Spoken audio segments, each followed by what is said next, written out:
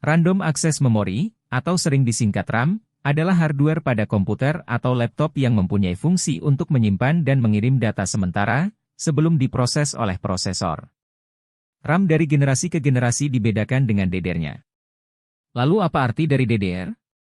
DDR adalah singkatan dari Double Data Rate, yang secara sederhana beroperasi pada kecepatan data ganda, berarti RAM dapat mentransfer data 2 kali per siklus clock. Sekarang RAM telah mencapai pada generasi RAM DDR5. Secara tampilan fisik RAM DDR5 tidak berbeda dengan DDR4. RAM DDR5 masih menggunakan pengaturan 288 pin.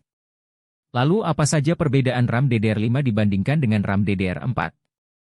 Berikut perbedaan-perbedaannya.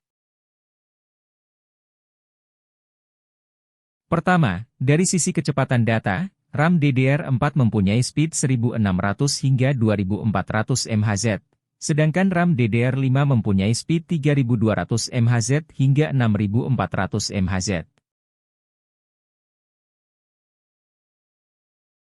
Kedua, dari kapasitas RAM, RAM DDR5 mempunyai kapasitas maksimal hingga 128 GB, sedangkan RAM DDR4 maksimum kapasitasnya adalah 32 GB.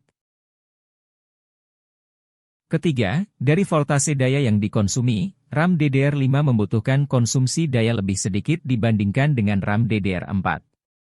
RAM DDR5 mengkonsumsi daya sebesar 1,1 volt, sedangkan RAM DDR4 mengkonsumsi daya sebesar 1,2 volt.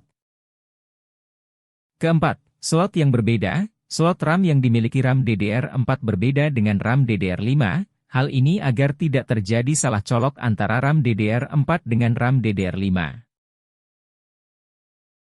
Untuk kamu yang sedang mencari RAM untuk upgrade komputer atau laptop, bisa cek link di deskripsi ya.